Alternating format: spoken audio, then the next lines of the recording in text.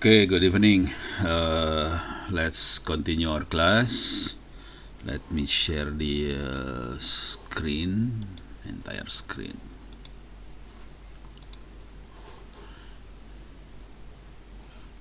Okay. So last week we covered about intrusion detection system. I have to be honest now. I think I will not be able to cover all the cybersecurity stuff because we only have like what 7 meetings, 6-7 meetings, so it's a bit difficult. So we already covered this one. Today I like to cover this one. Okay, basic data security, which is basically encryption, data encryption basically. Okay. Just to give you some example why it is needed, because basically people can sniff, people can see what we are sending over the network, and then to be able to protect the data, we need to encrypt the data basically. So to give you some idea, let me see. I have my sniffer installed here. So normally I have to use Kali Linux. Now I will, let me see. I have Wireshark. Okay, Wireshark. Okay, so Wireshark already installed in my operating system. Okay. Wireshark is basically software to sniff the packet over the network. So you can download Wireshark. Basically, we can search Wireshark over the by googling. We can find Wireshark. You can download. You can install Wireshark on Windows. I think Mac OS and Linux, so it's in all operating system, and then we can see what kind of packet sent over the internet. Okay, so now I have Wireshark running. Then I can capture the packet on my network. So this is basically the packet sent over my network. This is the number of packet. This is the time. This is the source, destination, type of protocol, and some information about the protocol. If we learn about networking, then normally the the teacher will tell you that there are 7 layers of protocol to send data over the network. We can see actually the actual layer. So not many lecturer, not many teachers will describe about in the inside of the layers. So the layer is actually this one. Let me stop capturing first. Stop. Okay. I just click any packet. This one. See, I have 1, 2, 3, 4, 5 layers. Okay. This one is physical layer. The next one is data link layer. This one is actually MAC address of the source and destination. This one is network layer. It run Internet Protocol version 4. This is the source, and this one is the destination. This one is transport layer. It has user datagram protocol. The source is, the port number of the source is 3478. The destination is 49854. Okay, the actual data is this one. So basically we can see what was sent over the network. Let me see if I can see something. Okay, no payload, no actual data here. Okay, I will. I already run a server here. Let me see, where is the server? This one is the server. Okay, this one is the server. Okay, let me see if I can see the IP address of the server. Then this particular server, it has mail server, so I will send email, and then we will check if whether we can see the content of the email. So the IP address of the server is 192.168.0.209. Okay, so 0209. Okay, we can browse the. It has a webmail 192.168.0.209. Okay, squirrel mail. So it has squirrel mail installed. Then I can log in and check my mail. For example, this one. Let me. Okay, no problem. Okay. Now it has some mail here, and then I just received an email from President of the Indonesian President. Please come to the palace. Just kidding. Okay, I delete this one. So that's how to send what's that? Spam or hoax. Okay, it's very simple. Okay, now so I will send email here, but while I'm sending the email, I will sniff the packet. Okay, capture, start, continue without saving. So okay, I capture all the packet now. Now I will communicate to the server. The protocol used to send email, you can check the protocol from the RFC editor. Basically, all the protocol for communication over the internet is an open standard developed by the community. Basically developed by the Internet Engineering Task Force. This is the Internet main body for designing the Internet. IETF is currently held a meeting in Bangkok, so it's from a couple of days ago till couple of days for the next 3-4 days. And then one of my colleagues actually give presentation in this meeting. Actually, they asked for 2 Indonesian to give presentation in this meeting, but unfortunately, one of the other Indonesian is still doing his master's degree, and he's having difficulty to spare time to go to this meeting. So only one actually go to this meeting. It will.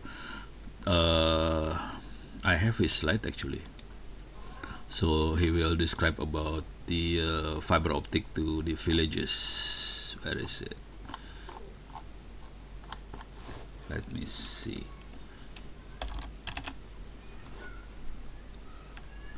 No. Let me see if I can see it here. No, this one. Okay. This is his slide actually. Just gives you some idea that we actually quite active in the international community. So this is the internet in the village. Dadang will do some storytelling on how to build the internet in the Indonesian villages. He actually running a fiber optic in the Indonesian village. So this is when they deploy the fiber optic in the village. This actually fiber optic cables. This is the struggle to build these things, and this is the topology of the network, and this is the investment, and this basically the cost. So normally, foreigner will be surprised that the internet cost is very cheap in Indonesia.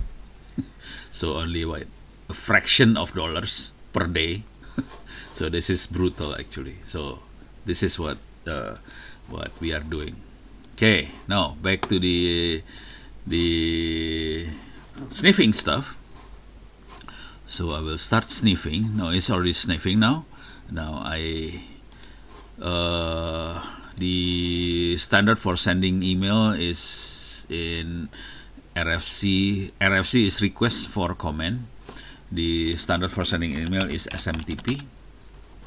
And then we can check the protocol using this. We can read the protocol. This is the first RFC for SMTP. It's written by Jonathan Postel. Okay, now, so it's written by Jonathan Postel. It's called Simple Mail Transfer Protocol. We can see the example how to do it. So basically, this is how to do it. Okay. So the internet, when computer interact with other computer, it will adopt standard protocol, and the protocol is basically not that complicated. So basically, we interact with the server by typing the command. So we basically type the command. The server will respond to us, to client. So this is from client to server. The server to client basically will send numbers. 2 means okay, basically. If there is a problem, normally the number will start with 4. So 4 is not okay. Okay. So basically, for sending email, we can type mail from receipt to, and the email address, and then we can type the data and finish by press enter. Enter. Okay, so we will do that now. I will connect to the SMTP server, which is 209. The port number of SMTP is 25. So I connect to 25. Now it's connected to the server. The Wireshark still sniffing the packet. So, and then I will have to type hello. This is hacker.com. And they said 2. It responds with 2. That means okay. And then mail from. I can say something like this: hacker@hacker.com. Receipt 2. My email over there is ono@korban.com. Data, and then the data can be like this. I can say from anyone, basically. I can always say prabowo@istana.go.id, fine, to ono@korban.com. It can be anything, basically. So it doesn't matter. It can be anything. After 345 here, 354, it's basically a text file. It doesn't recognize anything, so I can say ono@home.com. Subject hello, how are you? Hope everything is okay. Please visit me at the palace. Okay, and then the president write his signature, for example, like that. And then to send, just enter, enter. That's it. It send the email. Okay. Now let me see if I can. So this is basically big problem because anyone can sniff, and when anyone can see what is sent by email. Okay, now I capture stop. Let me sort the IP address with 0209. Oops, too many. Okay, this is the one. Okay, see this? There is SMTP. It says OK here. So for example, I catch one of the packet, this packet here. It has 5 layer protocol. Yes, okay, 5. It knows that it uses SMTP, simple mail transfer protocol, and inside the packet it has 250.2.1.5 OK. In the hexadecimal, we can read it over here. This is the hexadecimal format of the packet. So this is the more human readable format. This is like machine format. So basically the packet is in binary. We can convert into hexadecimal, and we can also what's that? Translate into machine human readable format. Okay, so basically we managed to capture one packet. If we want to see the whole transaction, just analyze, follow TCP stream. Oh, where is it? Okay, that's it. So slow, eh? So I can see what was sent. Okay, so it's very easy to sniff, to get anything you send over the network if it is not encrypted. We can check whether the email is received by the destination. Okay, this one. Okay, we can reload this one, so it can see I received the email. We can type hello. As I mentioned in the previous lecture, we can actually do some forensic of this problem by typing this one, view full header, and then we can see the origin of the sender of this email, which is this one. So this is the actual sender. Okay, and the IP address is 192.168.0.3. Okay, so we know who's responsible for sending the email to the Indonesian president. Okay, now how can we solve this kind of problem? Okay, let me show you. This is where we will cover this one. Okay, how can we solve this problem? For example, let me see. I will send email without encryption, test, and then here test. Okay. So I'm sending email from Ono to Ono at Indonet. Okay, send. Okay, itu send. So I received the email. We can check on this one. We can see the same thing basically. Where is it? Okay, this one.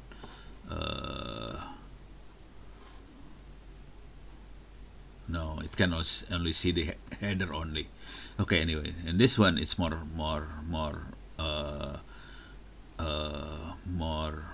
complete. So we can see this one. So I can read the email now. Can I see the content of the email? I should be able to see it by view source. When viewing the source, so this is the header. Okay, let me increase the font size. Oops. Okay, so this is basically the header, very similar to the one that I sent locally. See, and then we can see the if there is no encryption, I can read, any hacker can read the email, plain text email. Okay, how can I encrypt this one? Very simple actually. Here I have to enable the end-to-end encryption facility for the email. The same thing happened with HTTPS. The same thing happened with WhatsApp, for example. It has end-to-end encryption. So the same technology, the same method is used in many type of communication. It can be web using HTTPS. It can be WhatsApp. It can be email. It can be anything. Okay, including if I do remote login to other machine, I normally use SSH, which is secure shell. Now, to activate the encryption, I type the account and then do end-to-end encryption here. So the key is not generated yet. I can add my personal key, create new key, continue. It will expire in 3 days because this is only for example. So I make the key expired in 3 days. Okay, the key size is quite large, 3072 bits. It's quite long, so it's more difficult to hack, and I can generate the key. Confirm the identity, so it will generate both public and private key. Okay, confirm. Okay, it will take some time to generate. Okay, the key is generated successfully. This is the actual key. I can use the key to encrypt the communication. Let us use this key to encrypt the communication. Okay, now I will do the same thing here. This message will be encrypted.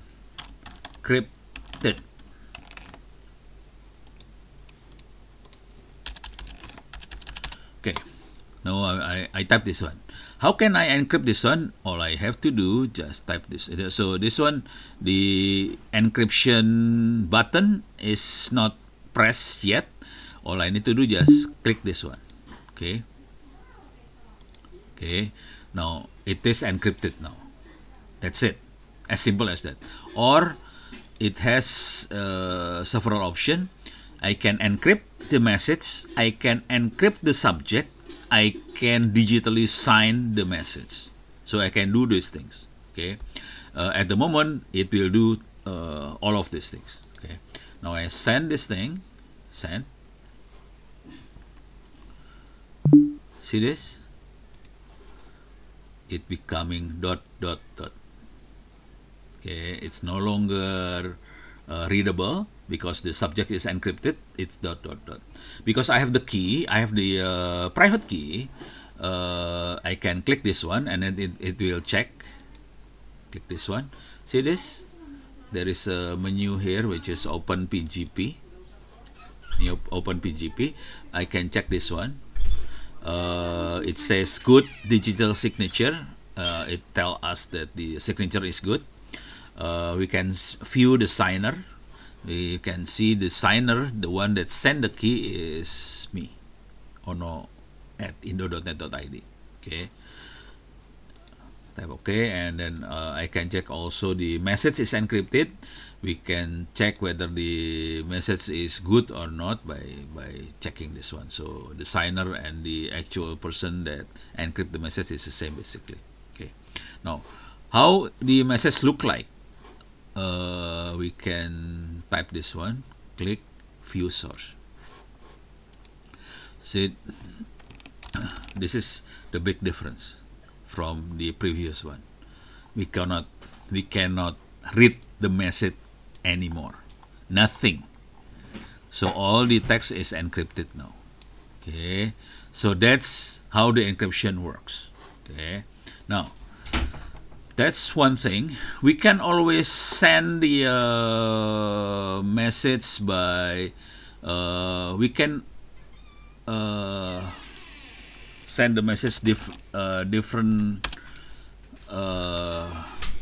Okay, for example, this message will be readable.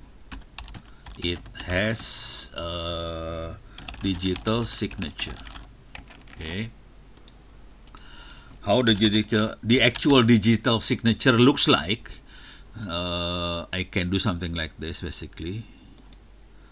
Digitally signed. That's it. So the message is not encrypted. The subject is not encrypted, but I digitally sign the message. Okay.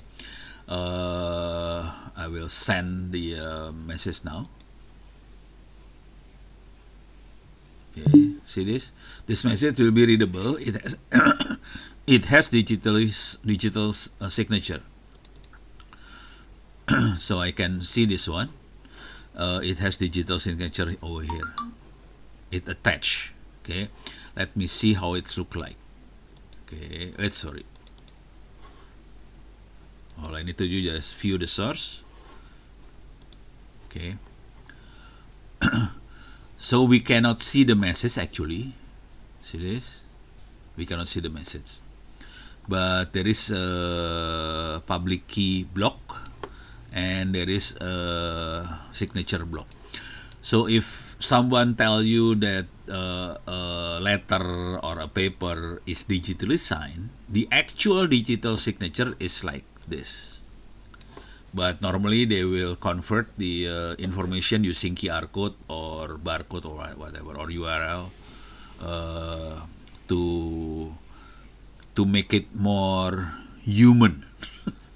So basically, if we send things, if we sign things, we will send the public key for checking, and then this is the actual digital signature. Okay. Where is the message? This is the actual message here. This is the actual message. We cannot read it, but it will says content transfer encoding is base 64. So let me see if I can. Okay. So it encode in base 64. This is the actual. This is the actual message here. Copy, and then let me see if I can decode. Decode base 64. Okay. There is a website for decode and encode base 64 online. Just paste the message here and then decode.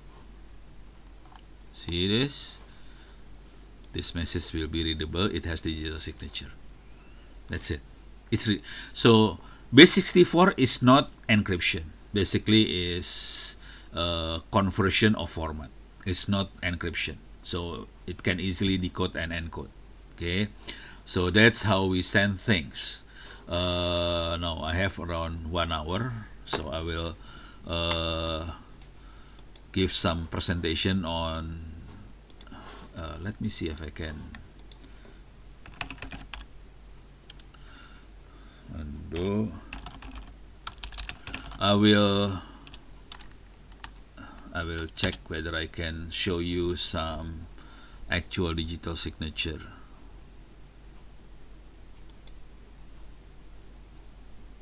Oops, sorry, wrong. Okay. I don't need to read this one. So this is the digital signature. Wow. Okay. Okay, I have to log in. I forgot the password. So okay. Anyway, so basically, there is application in many institution to do. Basically, I like to show you how to sign a message digitally. Okay, so we can check Google digital signature in document, how it looks like.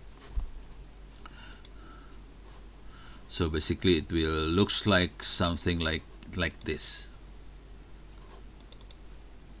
Let me see. See? Oops. Let's start the day, shall we? Okay. Basically it looks like something like this or something like this. Digital signature. Not the actual signature, but it can be normally will show you in looks like QR code or something like that. So not this one, but more on this kind of thing. Let me see if because I don't have one in my computer, so I need to download.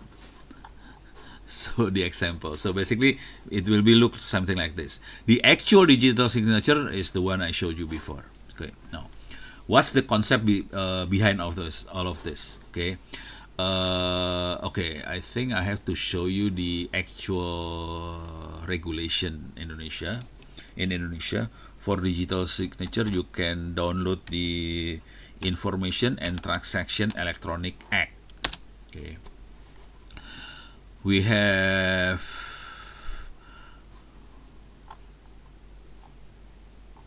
where's it?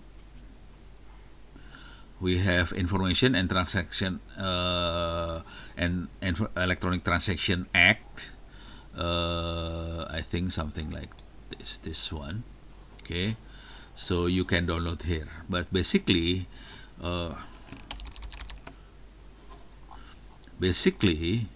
it has, let me see, it has electronic certificate, it has digital electronic, which is digital signature, and it has the electronic certificate, it has what? Certificate authority. This one is certificate authority. It has signature. Oh, by the way, this is the only act that govern the signature. If you see the other act, there is no act in Indonesia that govern the signature. So the signature is only governed in digital signature, basically. Okay. So we need certificate authority. We have electronic transaction. We have electronic certificate, and we have digital signature. So how it relates to one and another? You can download the my slide from this website. Let me see if I can. Okay.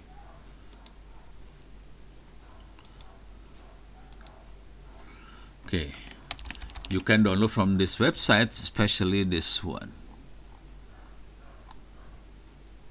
Security, and this one actually, the last one. Okay, let me see the copy link address and put it in the chat. Okay, so you can download this slide. Let me see if I can show you the slide.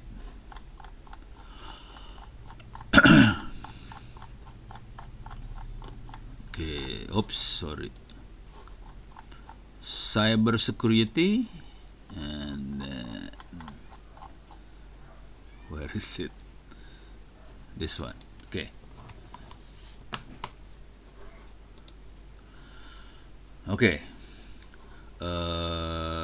This slide is created in the year 2000. So this slide is about what? Now 2025. So this slide is about 25 years old. Okay. And this at that time, we Indonesian is trying to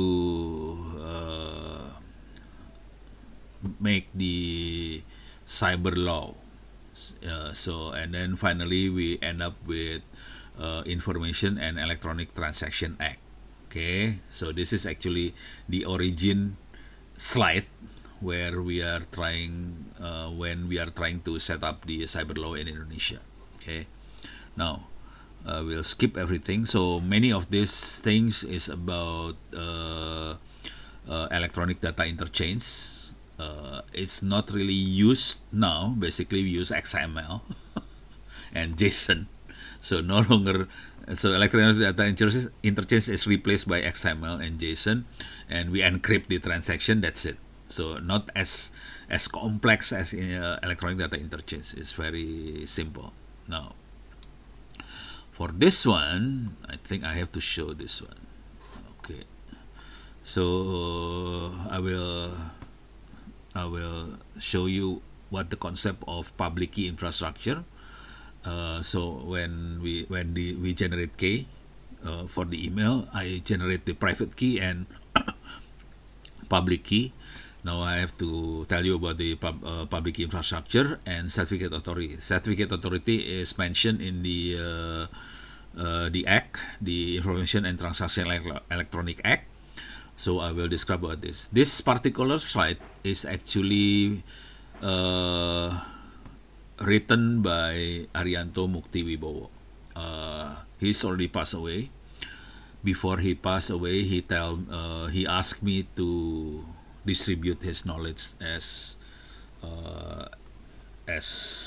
long as possible, basically. Okay, so I carry on his wish to distribute his knowledge. So you can search his name in the in Google, and it will find his name in University of Indonesia. Okay, at that time we all use Microsoft. What is this? Microsoft. I forgot. Basic Microsoft browser, and in security zone we have this security zone, and we can set whether we have digital ID or so we basically we can get the certificate or digital ID, and we at the server side the server can also have digital ID. So this is how we set up the setting the certificate and everything. Now the other browser we use at that time is Netscape. It has option for certificate. We have certificate for end user, yours end user, other end user, website, and signer is the certificate authority basically. Okay, so this is the thing that we use at that time. How about today? Yes, we still have the same thing basically. We can click this setting and we can go to, where is it? Setting, and we can go to privacy and security, and then we have security, and then we have manage security keys. Then not this one, manage certificate. So we have certificate, our certificate, server certificate, and certificate authorities. Okay, not many certificate authorities we can see here, but basically many of the authorities is in the US and Europe. Even the Indonesian authority is not recognized by the browser. That's our problem in Indonesia, because the certificate authority in Indonesia is not recognized by the browser. Yes, we can import the certificate, but that's not convenient. We need to negotiate, do some negotiation with the browser, the developer, so the Indonesian certificate authority can be built into the browser. Otherwise, we have to use the US or Europe certificate authority. But this is forced by the Indonesian law actually. We need to have certificate. There is a certificate authority. The problem is the authority is from the other countries. Okay, now back to this one. Now, in the security, we have several issues, but this is the old ones.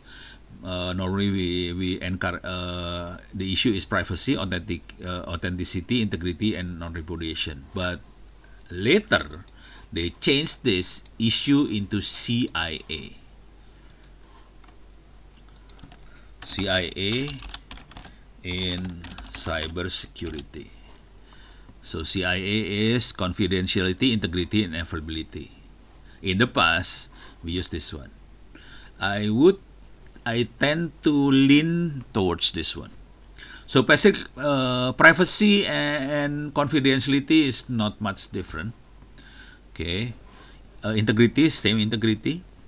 Authenticity, basically we can authenticate the other side, whether this is real or no or not. And there is no non-repudiation in the later concept. Okay, so this is a big problem actually. Non-repudiation basically, mind you, this is all of these things is basically soft copy. And we know in soft copy we can change the information. In non-repudiation, the technology have to make sure that all soft copy file can be presented. We can bring all the soft copy to the court, and the court and no one can dispute that. Okay, so it will be accepted. The problem is this is soft copy. We know soft copy is easy to change. We can edit anything in soft copy. How can we build a technology in a platform or file that can be edited, bring it to the court, and the court will accept that? So that's the problem. Okay, but this problem is no longer of interest now, but actually that's the big problem. Okay, so this one is the most important one for me. Okay, because everything is about law, and we have to go to court and everything for those things. So basically, the confidentiality is to make sure that only those who are doing the transaction can read the data. Other than that, cannot read the data.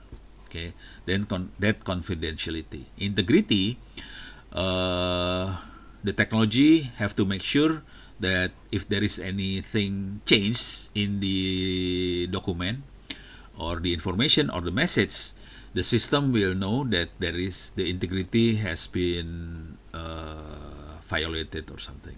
Okay, so we have to make sure that it can check the integrity of the data.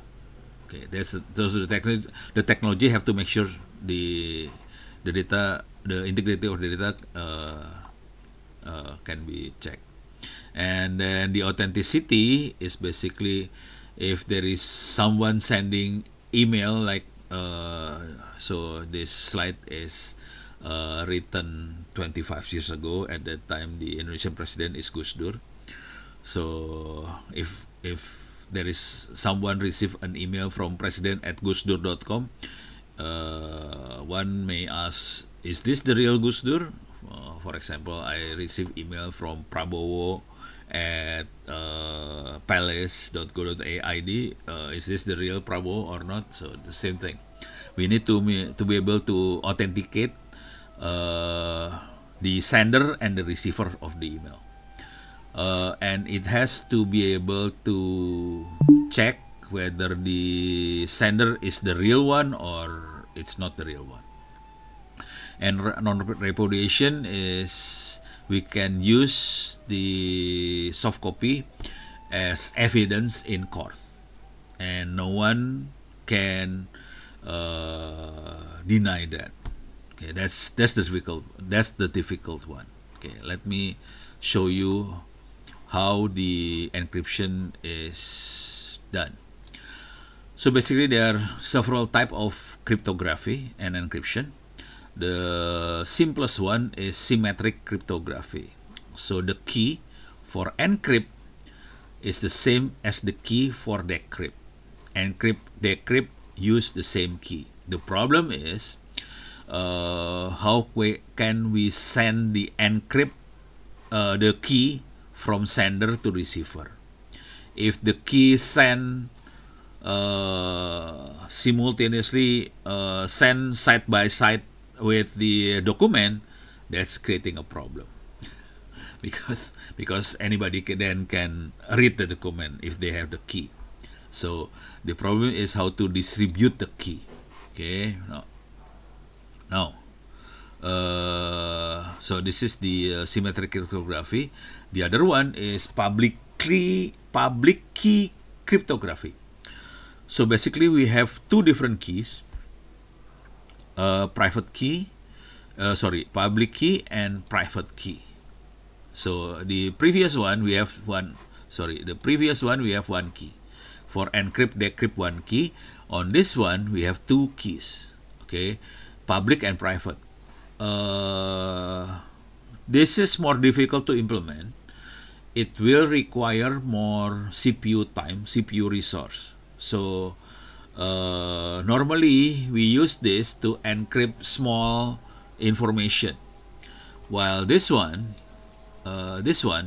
we can encrypt like large information.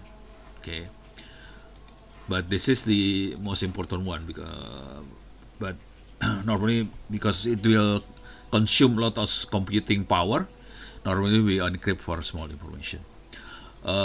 We can use this public key cryptography to sign a message, to send email that only the receiver can open the email.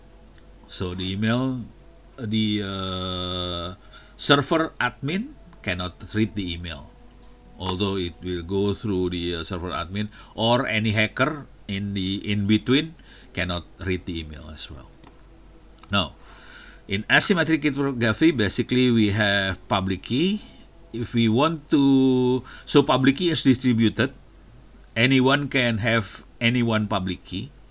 So if we want to send a certain message to certain person, we have to ask the person to give them the public key, and then we can encrypt the message using the destination public key, and then the message sent to the destination, because the destination have the private key, and then it can open the message. Okay, so this is basically not a twin, it's basically a couple between public and private key. So it generates a couple of key couple, basically, public and private key.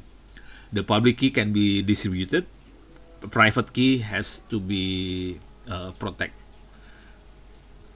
Okay, now, so that's the asymmetric cryptography. In the past, 25 years ago, we only have like 128 bits. It's already very difficult to hack. Takes so many years to brute force. Okay, now we have 3070 something bit, so it's more difficult to crack. Okay, 25 years ago we have RC4. If we use RC4, 128 bits takes this number of years to crack. So it's difficult already. But now it's much more difficult, because we normally adopt 2000 something bit, or 3000 bits, or 4000 bits. So it's more difficult to hack. Okay, that's the public and private key. Now the digital signature concept is like this. Okay. So basically, if we have a message, we calculate the message. We calculate the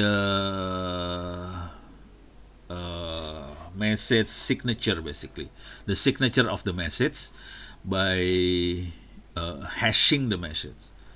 So basically, this is a hash of the message. Normally, we can use MD5, something like that, for hashing the message. So we can see the this is the hash of the message. Every message has different hash. If there is a single character change in the message, the hash is different. So that's the key. Okay. Now, to make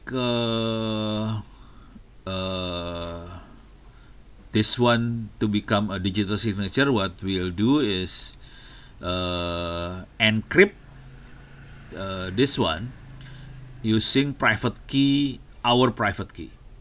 So private key, basically it has two information. So digital signature, basically it has two information: who signed the message and which message. And digital signature can be detached. We can detach the digital signature from the actual document, and we can check the document separately. Okay, so it can be detached from the document. Now, the digital signature is authentic, can be used as evidence in court, is only okay for this particular document or its copy. So it can be copy, fine, no problem. It can be checked by anyone. Very easy, because we can get the public key of the signer, and then we can check whether this is the real, the particular person or different one. So we can check by checking using the public and private key. Okay, so that's the digital signature. Now we have digital certificate. Basically, is if it is real world, it can be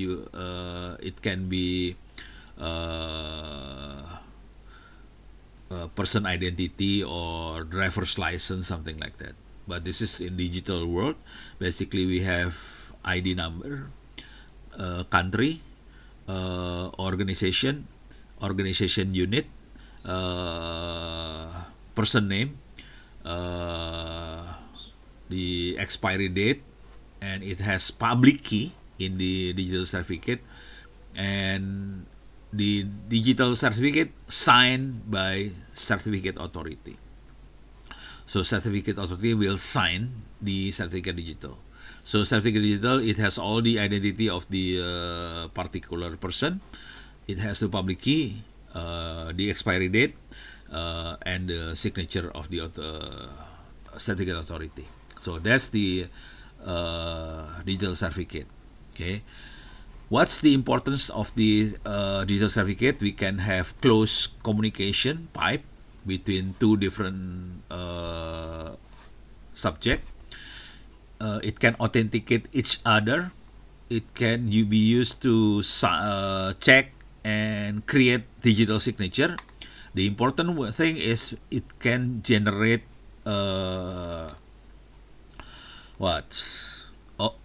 it can generate for example, passport, digital passport. Okay, so it can generate digital passport. So the ID behind the technology, or the ID behind digital passport, is this one. Okay. Having said that, if the equipment have all the public key of the person, then we can do offline verification of the digital passport. So digital passport can be verified offline if the system has all the public key. But if it is digital passport, it must collect like couple of million Indonesian digital public key. So it's quite a challenge, but it can be done. So we can do offline verification. It can be used for digital passport. It can do digital those things. Now, let me show you how the transaction look like. Okay, this is how the transaction look like. Let me check. Okay, now if there is no encryption, all we need to do is just type the message, click send. Okay.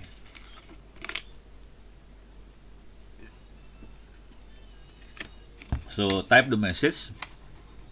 Okay. Click send, the message sent, and anyone can read the message. Hacker can read the message, and the message arrive at the other end, and the other end can read. That's it. No complex transaction like this. What we do when I do something like this, let me close this one. Okay. Whenever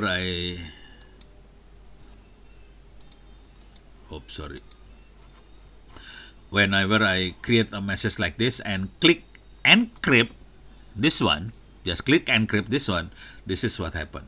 Okay. So a message will be hash. So hash function will calculate the message digest, and then it will encrypt it using private key of the sender, which is Alice, and then we have digital signature.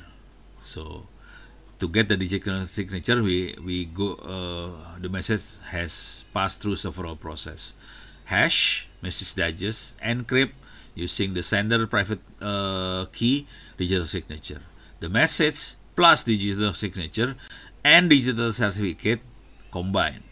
Okay, all of this document encrypt using symmetric key. This one not public key. This is symmetric key. Then we get the encrypted message. Why we use symmetric key? Because it's more, it's not consume the CPU as much as public private key.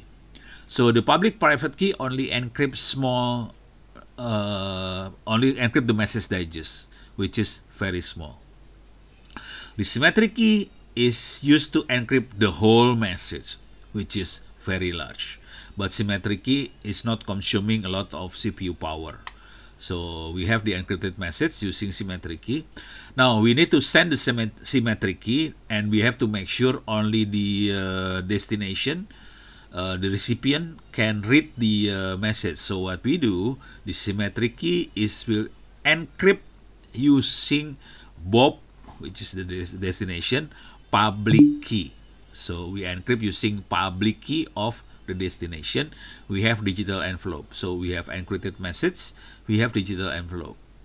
The BOP public key, we can get the BOP public key from the BOP certificate. It has public key, and then we can encrypt the symmetric key using BOP public key, and we have digital envelope. The encrypted message and digital envelope sent by email. No one can read the email, and then we can open the email by decrypt the digital envelope using private key. So when we encrypt using public key, decrypt using private key of BOP, and then we will have the symmetric key again. Having the symmetric key, we can decrypt the encrypted message using the symmetric key we get from digital envelope. Okay. Now, decrypting the encrypted message, then we can get the message, digital signature, and the certificate of the sender. Okay. At this point, we can actually read the message. Now, we need to check whether the message is not corrupted, not hacked, there is no change during the transmission. To check the message, we pass the message into hash function. We get the message digest. From the digital signature, we can decrypt the digital signature using Alice public key. From Alice certificate, we can get the Alice public key. Using the Alice public key, we can decrypt the digital signature, and then we can have the message digest. So we have two message digests, one from digital signature, one from the hash function of the message. We can compare these two message digests. We can compare. It must be same. If it is the same, then the message is still is not compromised, still okay. Okay, that's it. It's quite complicated. So I have 30 minutes. I will show you how to do it. I will check if there is any question first. Any question? No? Okay. I like to show you. I will do some demonstration using command line in Linux. see.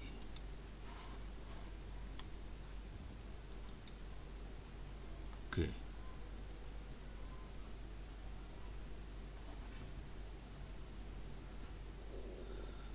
That's why never do a banking transaction on public network. Yeah. Yeah. Don't use public free Wi-Fi to do banking transaction. It's okay if we do using the our phone. It's fine, but not using Wi-Fi, using the cellular network. Okay. Now let me do some demonstration using command line. Okay.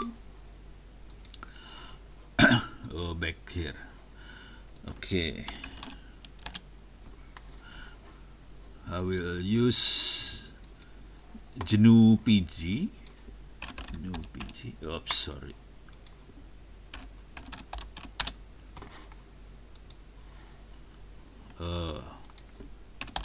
GPG.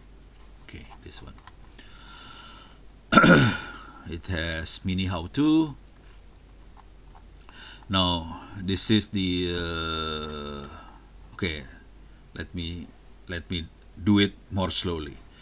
Okay, you can go into onocenter.or.id. Type in GPG in the search. This one, search module, and then we will go to GNU Privacy Guard. Okay, then here it has several how-to. We can read this one, mini how-to. I will do some demonstration using mini how-to. So the previous one I show how to do these things on Thunderbird mail. This time I will show you in command line. Okay. To generate key, we can do something like this. We can generate the key. Let me see if I have some key here.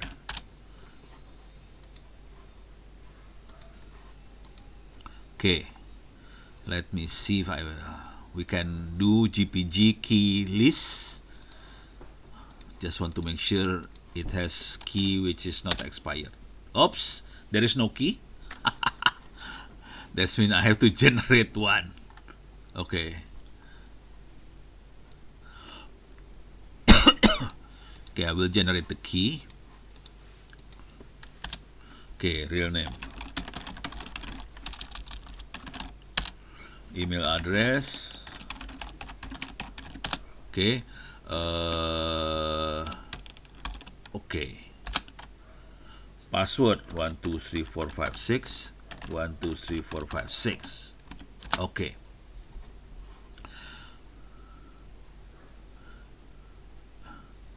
Takes this one, so it complained because I only have 6 character.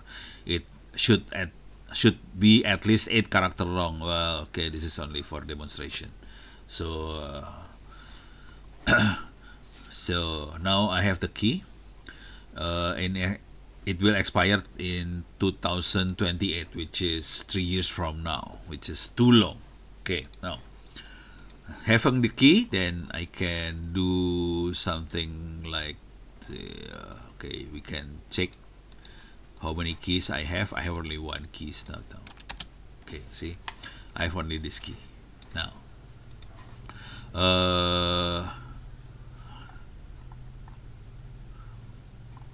If we want to revoke, we can to remove a key. We need to generate revoke key, and then we can distribute the revoke key to our friends. That means it will tell the other friends that this particular key is removed from the list. Okay, so this is the public key look like. Okay, we can publish our public key at MIT or openpgp.org if you like. I'm not really suggesting you to submit your key if you are not very serious in using the key. So don't do this unless you are quite serious to do these things. Okay. Now, we can export a key, the public key, using this command, or okay, let me see if I can.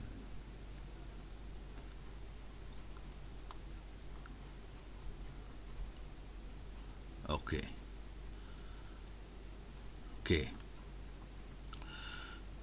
To export, we need to send this one, the public key block, to the other side. Okay. For example, I want to generate my public key. I can do something like this, but this LSGPG normally binary format, so we'll be having problem when the file is binary format. We can test it. We can test this one. Let me see.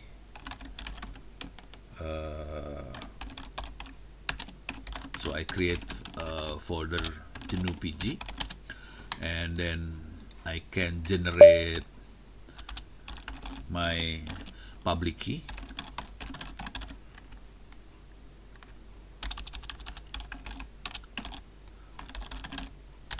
Okay, the public key is generated. The problem is the public key is binary.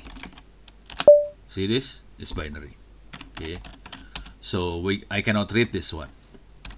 So I can generate the public key into ASCII form by using this command here, armor export.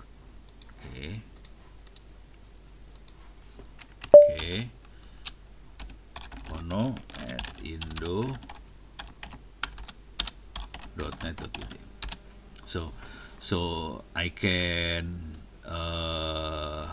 put this into a text file, and then send this public key block by email to our friends. Okay, so then we can communicate using encryption. This one. So this is we can do manually. If we use this one, we do it by with the help of the Thunderbird. So Thunderbird has built-in encryption facilities. This one, I'll do it manually by hand. Okay. For example, we want to send the public key. Just type this one. There is a menu for attach. Click this menu here. It has my open PGP public key. Okay. So I can send the public key to this one. Public key. So it can be very simple, but I like to show you the real work. See?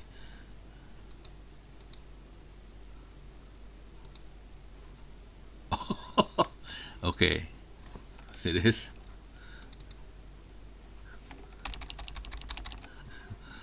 Oh, no. Okay, of course. Recipient address rejected, unknown user. Okay, yes. Let me see if I can see the public key here. See this attachment? This one? Open with... sorry. Oh, it will import directly the public key into my key holder. So if I can open using there is no text editor. I have to save the file and then see the using text editor. Okay, but basically the public key looks like something like this. Okay, now having said that,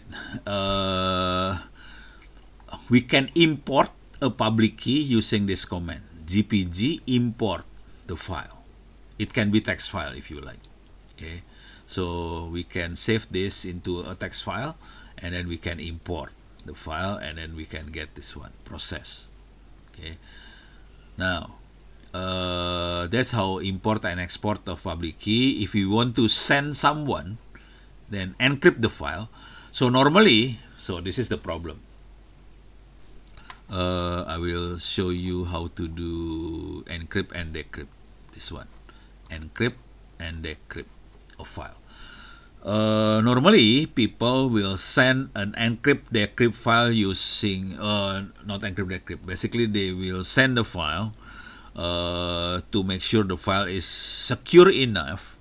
Normally, they send using zip or RAR, and then they put password in zip and RAR. This kind of approach is not reliable, is not secure, because somebody, if there is a hacker can easily hack the zip file or RAR file.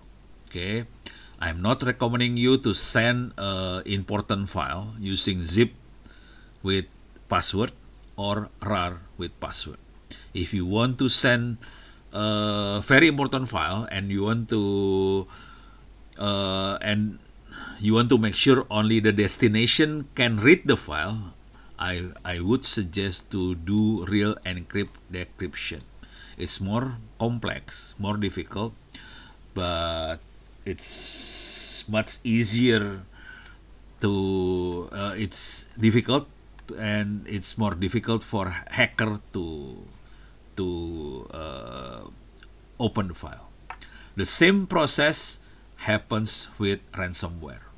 Ransomware will encrypt all the file, and the hacker will ask for money to give you the key. So this basically same as ransomware. It's very difficult. To encrypt, all you have to do is GPG minus encrypt minus A to make sure the file is ASCII readable, and minus R is the recipient. This is the email of the recipient. We can have several recipients, so it not necessary only one recipient. We can have several recipients and the file. Okay, let me create a file here.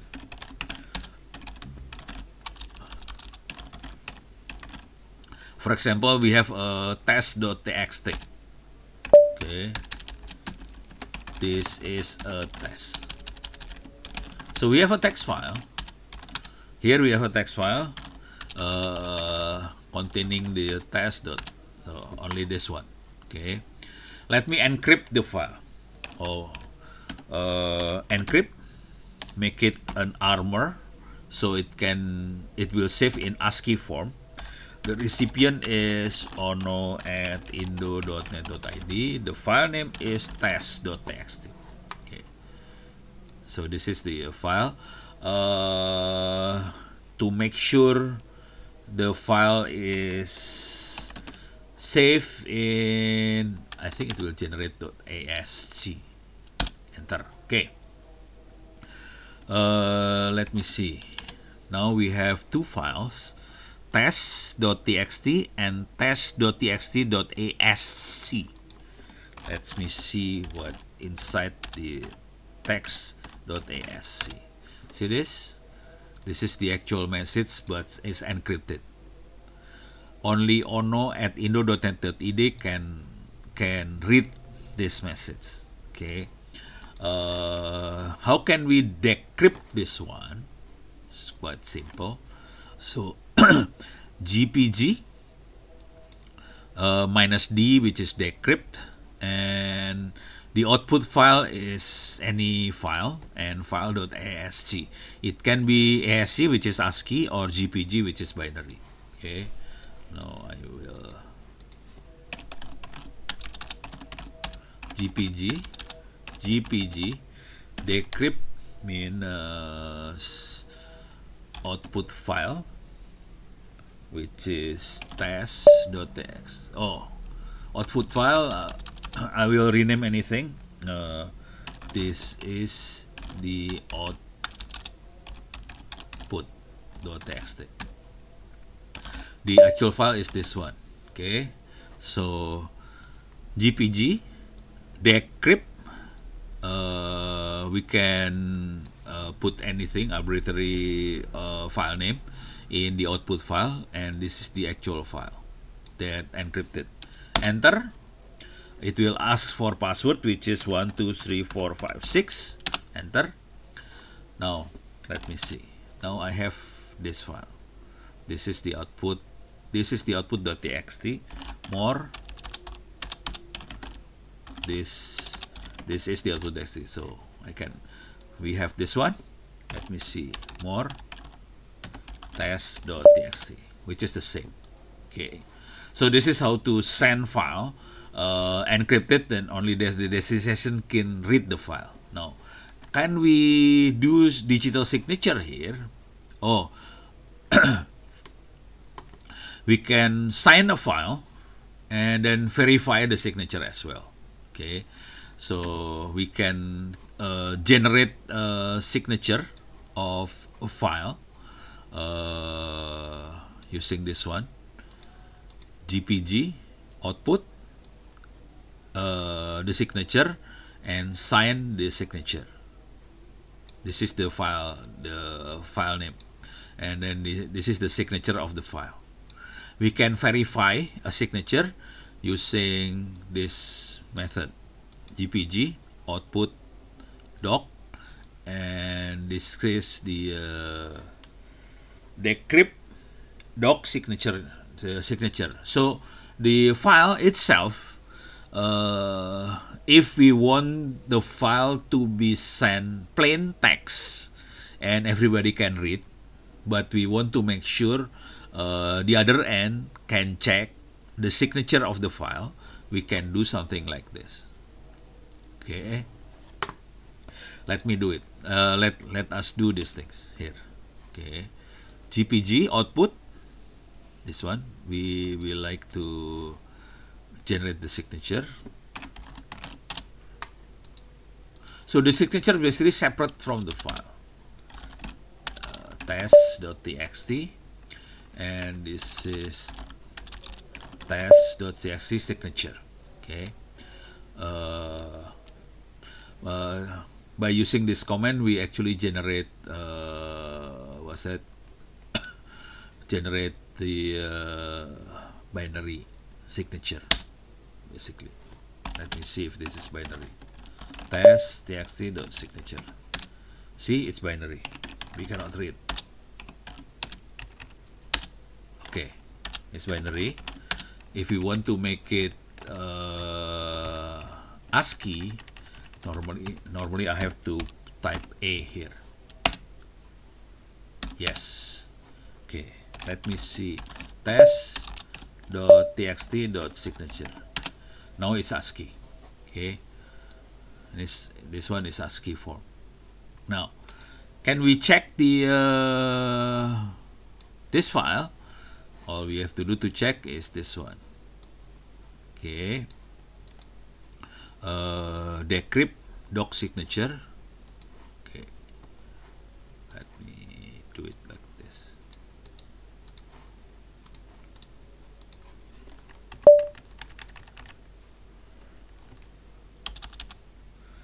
Test dot, that one, and then we can type this is after decrypt signature. Okay. So see this, it says good signature from Ono W Purbo, email ono@indo.net.id, and the signature made at 18 March, close to 8 p.m. and so on. So it will show you from the signature, it can tell you that the document is good. Who signed the document? It show you something like this. Okay. Let me check the file itself. This is after. So that's the same thing. So it can check the signature, but also it can encrypt the file. Okay. Now, if we want to have a detached signature, so the signature is not built into the file, we can detach the signature. We can do something like this.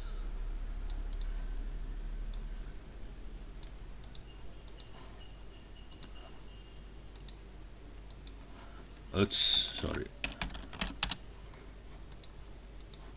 Okay, test. Okay, now this one, test.signature detach.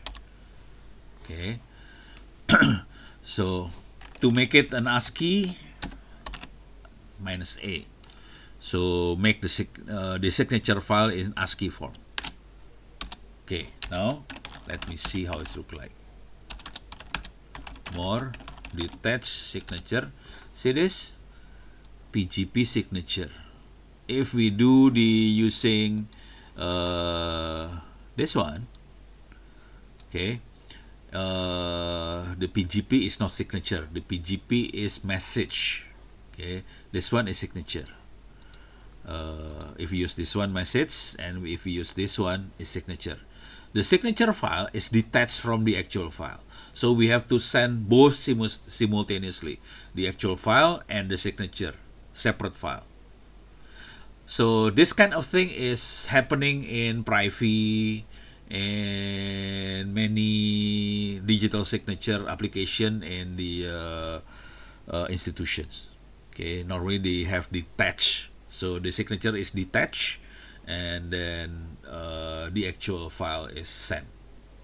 And the other end can check the signature through the network. To verify the signature, we can type something like this. Okay. Detach signature and the actual file. Okay. See this? Good signature. For example, we can create a random file. Hello, how are you? So this is different file. Okay, let me see if I can. Okay, so this one is different file. Of course, it will be very angry because it's different file. See this? Bad signature. So that's how we do these things. Okay, so that's about the signature stuff. I still have about 7 minutes. I have questions.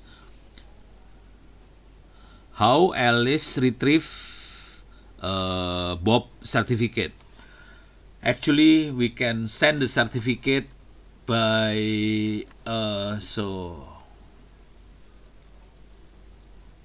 okay. The certificate is, where is the my slide? Where is my slide? My slide is gone. Well, okay.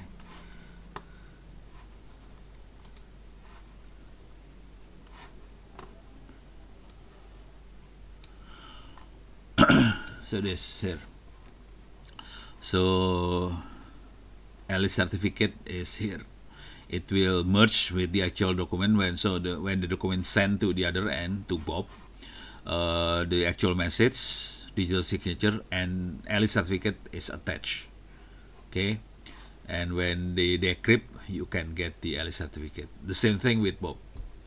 Normally, we are not sending all the certificate. All you need is the public key. You can send the public key by email as well. So when you send the whole message will carry the certificate. But if you send we can send always the public key only. So the other end can decrypt the signature and so on using this public key. Normally, we only need the public key. If both parties know each other, we can send only the public keys. Okay, also. Okay. So that's about the certificate. Now I still have about 5 minutes. I'll show you how to check the signer of a certain website. Okay.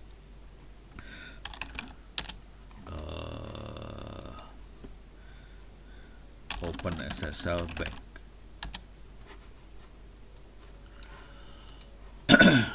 We can check the certificate authority of certain website using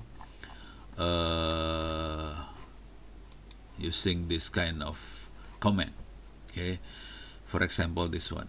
Oh yeah, by the way, if you read the actual act, Information and Transaction Electronic Act, every entity in Indonesia, when they create the digital certificate, it must be signed by Indonesian Certificate Authority. Okay, let's check this website. This is Bank Permata. Okay, we can check the certificate by using this kind of command. Open SSL s_client connect the website port 443. 443 is HTTPS. Okay. Paste. Okay. Now we can see the certificate of the Bank Permata. So basically, it's signed by DigiCert. Okay, the DigiCert, the signature is signed by DigiCert, but the Bank Permata is signed by DigiCert. So certificate of Bank Permata is this one. Okay, it valid until 2026. Okay. It tells you the country is Indonesia. Business category private organization. Serial number is this one. The state is daerah khusus Ibu Kota Jakarta. This is the state, the province. This is the location, Jakarta Selatan. Organization Bank Permata. Name of client is website is this one. Okay, so this actually violating the law. So the solution is DigiCert has to have representative office in Indonesia. That's it. Finished. Actually, the whole server is in US. So if you want to see the actual certificate, is here. Oh, this is the actual certificate. Okay, this is the NO certificate. Let me do it again. See this starter certificate. This is begin certificate. So this is the actual certificate. Okay. It tells you what kind of encryption used for the transaction and so on. Okay, let me see other bank. Okay, click BCA. This is Bank Central Asia. It's signed by same DigiCert. Okay. Oh yeah. To have this kind of certificate, this bank have to pay quite a lot of money actually. So this is not small amount of money. This is a couple of $1,000 US. So it's quite a lot. Okay. See this BC Bank Central Asia. Same DigiCert. Let me see other bank. How about the government bank? BRI. Okay, let me see. Clear. Who signed BRI? So BRI also DigiCert. Okay, so they make a lot of money from us. Don't worry about that. Standard Charter is international bank. Is it still running? I don't know. I forgot. Let me see if it is still running or not. Oh, okay. It's not running anymore. CMIB. Let me see if this works or not. Okay. No peer certificate. No, this is fun. No certificate. That's more brutal than that. Let me see about Tokopedia. Who signed Tokopedia? So we can play around with it and having fun. See this Tokopedia, same DigiCert. Okay, let me see Telkomsel. Who signed Telkomsel? So many of them are DigiCert. See this DigiCert, same. Let's see Kominfo. So actually in Indonesia we have at least BSSN, the Badan National Cyber Security Body, and Kominfo. Both are certificate authority for Indonesian actually. So they have a server for authority, but it seems it's not working. It's not working. It's not recognized by the browser. Okay, that's the problem. Let us check Kominfo here. Clear. Okay. See, it's different. Global sign. Still not Indonesian. It's US. Okay. Okay. I think we have a problem here. So this one is not Kominfo. This is cheating. So I would think Kominfo is use CDN, something like that. So this one is not Kominfo. So this is dangerous actually. So this is not the actual Indonesian ministry. So impreva.com is acting on behalf of Kominfo. So, and then okay, 2005, 2006.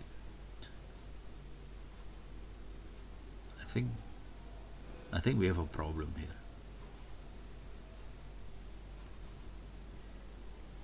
Okay, well, okay. Okay, let me see. Let me see Kominfo. Change Kominfo use to BSSN.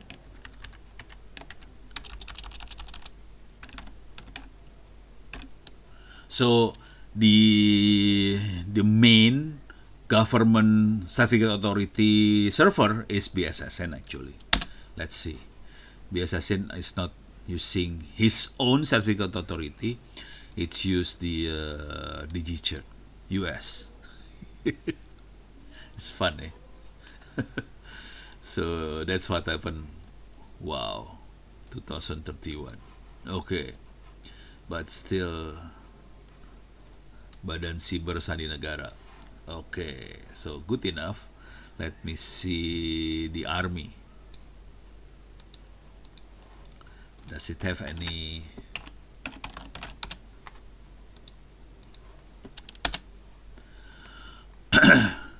So army use Komodo, which is the cheapest. This is very cheap.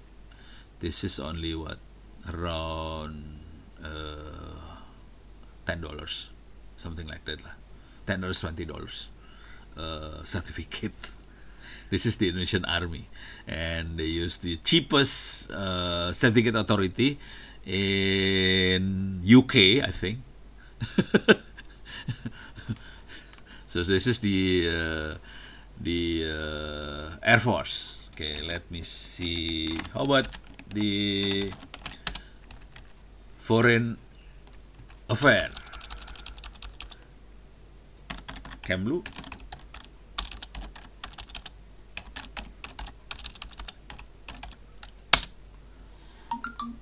Oops. Okay. See this, the difference? Okay, I think we have a problem here.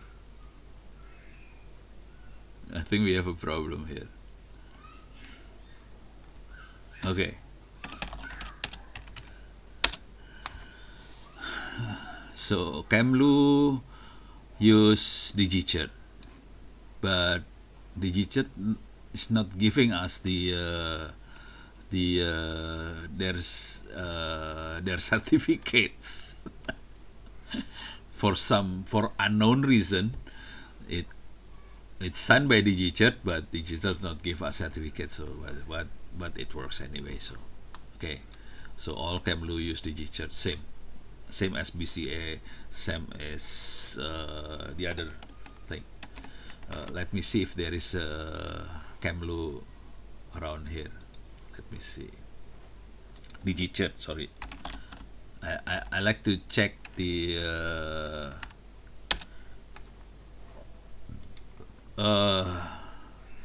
DigiCert. So if we check the law, the certificate authority must have office in Indonesia at least. It's actually from the law is actually the server must be in Indonesia, but in reality only the marketing office in Indonesia. So that's a little bit cheating. Oh man, seriously, no DigiCert office in Jakarta? None. Wow. Okay. Let me see if there is DigiCert office.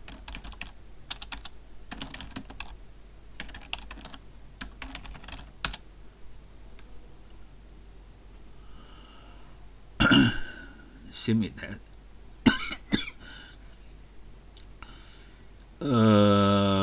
It's not DigiCert office directly. It says sslindonesia.com. So sslindonesia.com is actually using DigiCert SSL certificate. So it changed the name into SSL Indonesia, but actually this is only sales office. The actual server is outside Indonesia. Okay, so that's what happened. Okay, so that's the these things. Let me see if there is any questions. Any questions? There is. Is there a way to detect if someone using Wireshark in our network? No. The problem is difficult. Because Wireshark is a passive sniffer. It's not active. If we do Nmap, we can detect Nmap. If we use Wireshark, the equipment will not able to detect whether someone using Wireshark in our network. So it's impossible. So the easiest way to solve that kind of problem is make sure you encrypt all the traffic. Otherwise, someone will see your traffic. That's it. Okay. Any more questions? No? No more questions. Okay. I have only a couple of minutes, so it's very short. Let me give you some idea what I'm going to tell you maybe next week. So I have tell you about this one last week, intrusion detection system. Today is basic data security, which is encryption, decryption. So hopefully next week I will go to firewall or basic data security, and either these two, firewall and basic data security. These two, maybe I can combine these two, firewall and basic data security. I can combine into single meeting. The problem with these two is I will configure the actual server. Okay, so I will configure server and set the firewall, set the basic server security, and so on. Why we need to see these things? I know maybe all of you is not the server administrator. At least after seeing this thing, you can understand what the person in charge for the server, what kind of thing they have to do and responsible for. Okay, so hopefully it will give you some idea about those things. Okay, any more questions? No questions. Okay. Maybe I need to show you something. I don't know whether I already show you about this. If you want to check my book, you can. Oops, sorry, I need to write again. You can check this URL s.id/free OWP ebooks. I will post this in the chat box. So that's the URL s.id/free-OWP-ebooks. it will look like something like this. Those ebook related to cybersecurity is this one. Oops. Okay, here. Let me see if I can make it a little bit bigger. Oops. Okay. See this one, there is an XIT network security. This two is framework to increase the cybersecurity. This one is more policy. This one more technical. Framework is policy. Hacking technical. This one white paper from TikTok. You don't need to read this one. If you want, fine. This one is more strategy, how to make. This is more content oriented. How to make positive content in the internet. This one, the strategy in cyber space. Okay. This one is the cybersecurity framework for e-government, if you like. And then this one is the slide, many of the slide.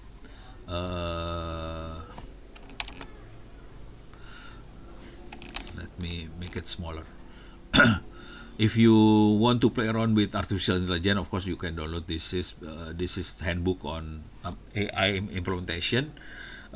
This is how to secure AI.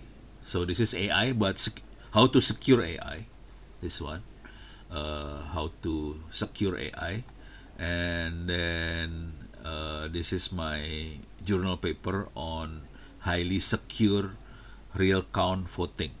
This is in Kawal Pilpres 2019.